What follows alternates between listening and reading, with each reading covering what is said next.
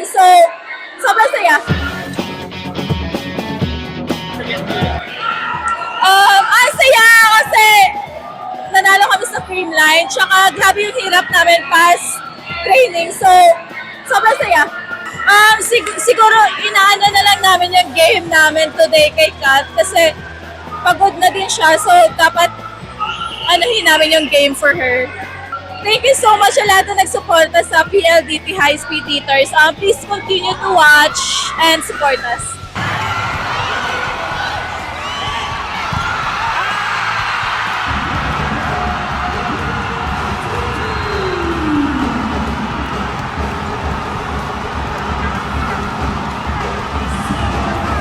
Watch our game live at pvl.ph.